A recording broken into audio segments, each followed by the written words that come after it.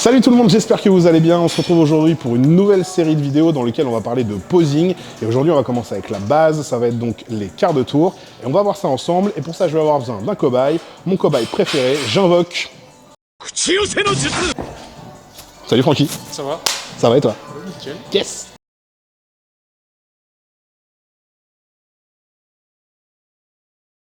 Donc aujourd'hui, comme je vous disais, on va voir un petit peu la base du posing. Donc ça va être les quarts de tour. Donc on va voir ça avec Francky comme modèle. Les quarts de tour, c'est très simple. Ça se compose d'une pose de face, deux poses de profil et une pose de dos. Ce qu'il faut comprendre dans ces poses-là, c'est que ça va être la première chose sur laquelle vous allez être jugé sur scène. Du coup, c'est quelque chose qui doit être vraiment acquis. On cherche ici sur les quarts de tour à avoir le plus de symétrie possible et aussi de paraître bien évidemment le plus volumineux possible. Donc il va y avoir des petites techniques à prendre en compte, des placements qui font que vous allez paraître plus large, plus dense, etc. Et des petits pièges dans lesquels il ne va pas falloir tomber pour dégrader le visuel du physique. On va commencer donc par la première pose sur ces quarts de tour qui va être la pose relâchée de face. Francky, fais-nous une pose relâchée de face. Alors, à savoir que Francky a déjà bossé avec moi toute l'année dernière, donc je lui ai un peu dit de faire exprès de faire n'importe quoi pour que j'ai des choses à corriger. La première chose qu'on va voir, c'est le placement des pieds. En général, quand on amène une pose, que ce soit un quart de tour ou même sur les imposés, on va commencer à placer le bas avant de placer le haut. Du coup, si on regarde le placement des pieds de Francky, au niveau du placement, on est à peu près OK. On va juste prendre un tout petit peu plus de largeur. Ce que je donne comme indication, c'est largeur de hanche ou un petit peu plus large. Voilà, très bien. Ensuite, ce qu'on veut voir évidemment, ça va être donc l'épaisseur des quads. Ce qu'on va faire pour activer les quads, c'est avec les pieds, on va tenter donc d'écarter le sol le plus possible, comme si on voulait déchirer le sol finalement, en appliquant une rotation externe des genoux. Voilà, et on va légèrement plier ici. Ok. Ensuite, ce qu'on va vouloir avoir ici, c'est le détail au niveau du grand droit fémoral, et pour ça, on va pousser le bassin vers l'arrière. Yes, exactement. Donc là, c'est ce qu'on va vouloir voir au niveau des jambes, c'est le swipe sur le côté en ayant cette rotation externe des genoux, le placement des pieds légèrement à 10h10 et légèrement plus large que les hanches. Et ensuite, pour venir avoir le détail ici, on va donc tirer le bassin vers l'arrière. Okay. Donc là, pour l'histoire du bassin en arrière, comme je disais, pour avoir le détail au niveau du grand droit fémoral, on va voir de profil ce que ça donne. Donc mettons en place Francky, yes. Voilà. Et là, on tire légèrement le bassin en arrière pour avoir ici. Donc ça fait que vous n'êtes pas droit sur vos jambes. Vous avez déjà le petit flex sur les genoux et vous avez vraiment ce bassin qui part en arrière. Remets ton bassin de façon neutre et ensuite remets-le en arrière. Voilà. Voilà ce que ça donne de profil. Ok, maintenant qu'on a vu les jambes, on va remonter et on va voir ce qui va se passer au niveau du buste. Replace-toi comme tu t'étais placé tout à l'heure. Voilà. La première chose ici que j'aurais à corriger, c'est au niveau de la hauteur des mains. Comme je dis souvent, qu'on dit en anglais, don't ride a bike, donc ne faites pas du vélo ou de la moto, vous êtes bien trop haut. Petit mime de moto. Donc là, ce qu'on va faire, c'est qu'on va baisser les bras. Pourquoi on fait ça? Parce que si vous levez trop vos bras, vous allez emmener vos épaules. Lorsque vous voulez ouvrir vos dorsaux, vous allez emmener vos épaules bien trop haut et vous allez avoir cet espace qui va se créer entre le pic de votre épaule et votre clavicule. Et ça, malheureusement, ça fait que il va y avoir un espace vide ici et vous allez paraître moins massif. On descend les épaules.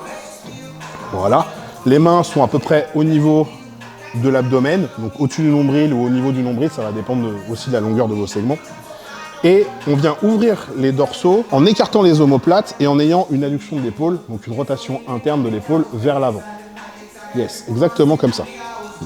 Voilà. Donc pas besoin de monter les épaules trop haut. Voilà, comme ça. Tout ce que vous avez à faire, c'est écartez vos omoplates, avoir cette rotation interne de l'épaule et vos dorsaux s'ouvrent tout seuls. Et le bras repose sur vos dorsaux. Donc c'est-à-dire que là, vous pouvez rester longtemps comme ça. Ici, il n'y a pas de tension normalement. Tu peux rester combien de temps comme ça? Ce qu'il faut pour gagner. Ce qu'il faut pour gagner. Très bien, très bonne réponse. Maintenant, je t'ai donné toutes les indications pour faire une bonne pose relâchée de face. Tu peux me la faire.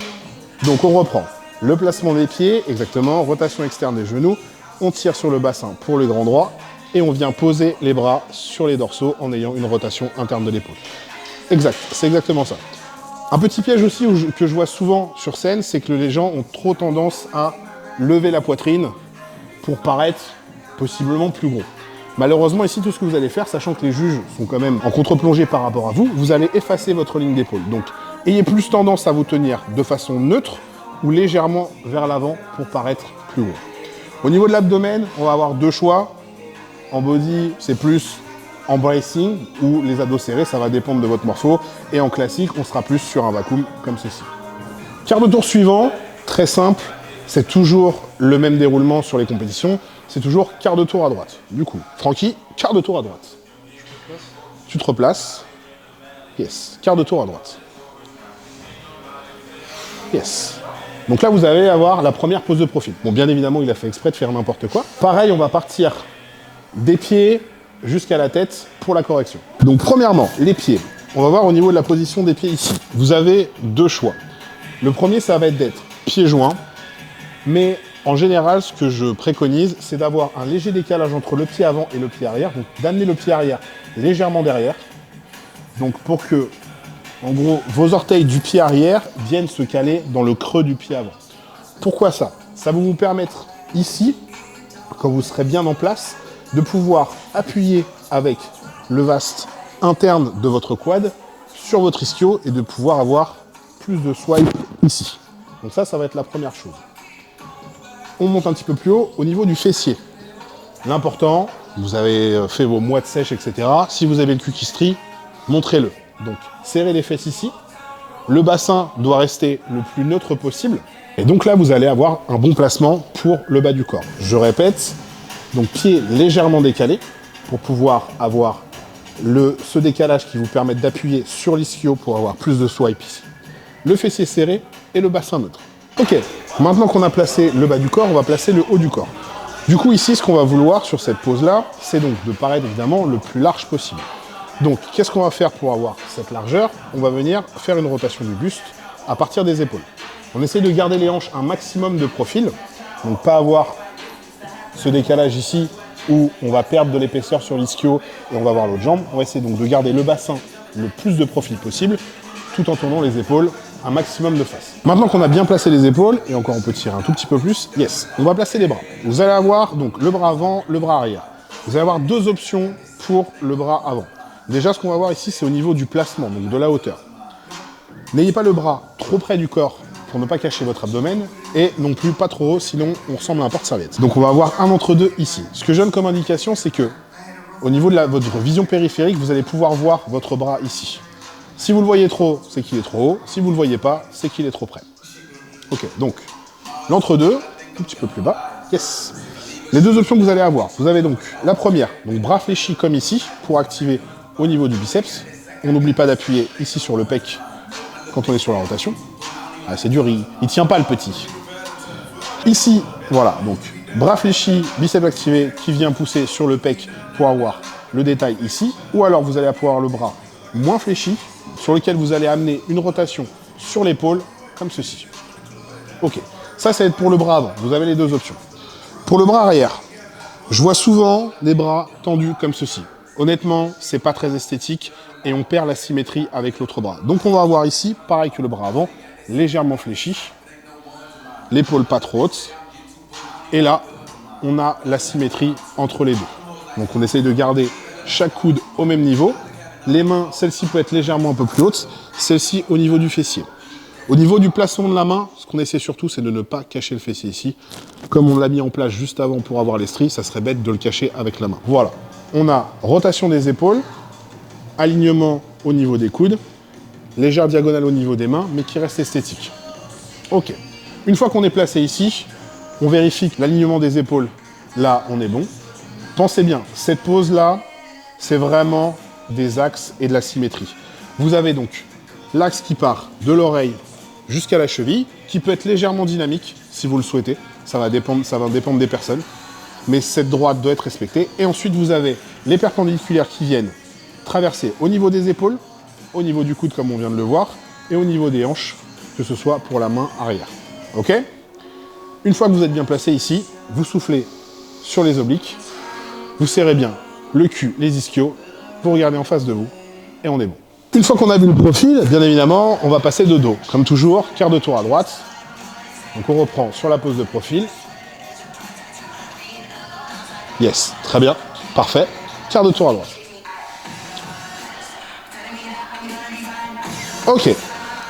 Du coup, là, vous avez ce qu'il faut presque pas faire. Il y a quand même des choses bien. Trop de bonnes habitudes. On va faire comme sur les poses précédentes, on va partir des pieds jusqu'à la tête. Alors, le placement des pieds va être comme pour la pose relâchée de face. On va avoir donc le placement des pieds légèrement plus large que les hanches. Yes, très bien. Les pointes de pied ouvertes pour pouvoir du coup amener cette rotation également externe des genoux pour avoir le swipe sur l'extérieur de la cuisse. Et là, évidemment, ce qu'on va vouloir voir au niveau du détail, sur la pose de face, c'était bien évidemment les quads. Là, ici, on va devoir amener du détail au niveau des ischios et des fessiers. Donc pour ça, on va engager les ischios et serrer les fessiers. Yes. Pour ceux qui ont du mal à sentir leurs ischios, ce que je peux vous donner comme petit conseil, c'est de lever légèrement le talon. Très légèrement. Vous n'avez pas non plus besoin de vous mettre sur la pointe des pieds, mais très légèrement, ça va vous aider à engager les ischios. Alors, une chose que je vois souvent, une erreur que je vois souvent, que ce soit sur scène ou en clientèle, c'est ce bassin qui va être trop en arrière sur les poses de dos, que ce soit pose relâchée de dos ou même le double biceps de dos. Pourquoi c'est problématique? Parce que forcément, avec ce bassin en arrière, anatomiquement, vous allez avoir plus de mal à contracter vos fessiers et aussi vos ischios. Du coup, on va essayer de garder un bassin quand même relativement neutre. Yes. Et là, on va venir serrer les fesses et activer les ischios. Voilà, tu peux même encore l'avoir un peu plus neutre. Voilà, très bien. Yes. Donc là, vous avez une bonne position pour engager vos ischios et vos fessiers. Si le bassin est trop en arrière, ça va être problématique. Maintenant qu'on a bien placé le bas du corps, donc je rappelle, les pieds un peu plus larges que les hanches, les doigts de pied ouverts, la rotation externe des genoux et les fessiers serrés. Bassin neutre évidemment, on vient de le dire, pas de bassin en arrière. On va placer le haut du corps. Ici, ce qu'on va voir, comme sur la pose relâchée de face, c'est que les bras sont trop hauts. Pareil, vous n'avez pas besoin de monter vos bras jusque-là pour ouvrir vos dorsaux. L'ouverture des dorsaux, ça va se faire avec seulement des omoplates. Donc le but, c'est de ne pas avoir donc, les omoplates serrées, là j'exagère, c'est d'avoir les omoplates distants de votre colonne vertébrale. Voilà. Et évidemment, vous venez reposer vos bras sur les dorsaux et ça suffit amplement. Vous n'avez pas besoin de monter les bras jusqu'à la tête. Ensuite, on va essayer de gagner un petit peu en volume sur ce dos. Donc ce qu'on va faire, c'est on va venir cambrer légèrement ici pour avoir du détail au niveau de l'insertion du grand dorsal. Et on va gonfler la cage en respirant. Ce qui va pousser, bien évidemment, puisqu'on va prendre du volume sur la cage, ce qui va venir pousser vos muscles contre votre peau et on va gagner du détail. On lève la tête pour remettre les trapèzes en place, puisque si vous avez la tête baissée, ça va venir les étirer, on perd du détail ici. Donc la nuque neutre, on a les trapèzes qui sont bien en place, les omoplates sont bien écartées, on a la largeur sur le dos, on a le détail au niveau du grand dorsal et on est bien placé. Bien, maintenant qu'on a vu donc la pose relâchée de dos, on va passer donc sur le dernier quart de tour, donc quart de tour à droite, qui va nous amener donc sur le dernier profil. Quart de tour à droite. Vous pouvez voir que votre second profil, c'est exactement le même que le premier qu'on a vu juste avant. On va juste rappeler les points importants. Toujours on part des pieds. Je pense que tu peux même décaler un tout petit peu plus ton pied arrière, voilà, pour venir appuyer sur l'ischio. Les pieds joints légèrement décalés l'un avec l'autre. On appuie bien au niveau des ischios pour faire ressortir le swipe ici. Le cul serré, très bien. On vient faire pivoter les épaules en gardant les hanches un maximum de profil. On essaye de bien fixer la ligne d'épaule perpendiculaire à l'axe oreille-cheville. On vérifie bien que les coudes sont à peu près au même niveau. La main arrière qui ne cache pas le fessier.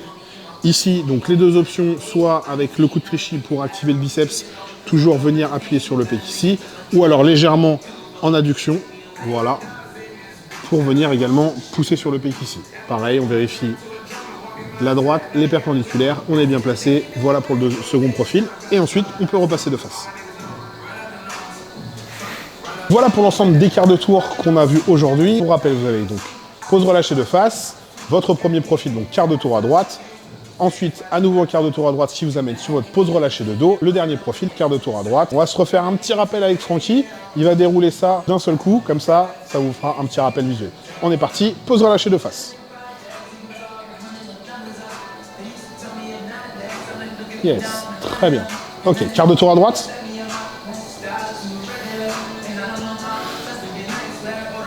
Super.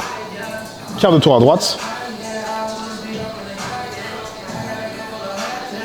Très bien, cambre légèrement, inspire, voilà, lève la tête. Yes, quart de tour à droite.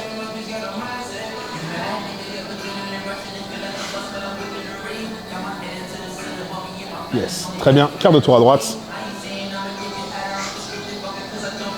Et ça, c'est bonus. Et voilà la team, c'est tout pour aujourd'hui. J'espère que cette vidéo vous aura plu, qu'elle vous aura possiblement aidé à améliorer votre posing. On se retrouve dans une prochaine vidéo pour d'autres conseils sur le posing. En attendant, soyez sages, soyez forts et surtout... Restez classical.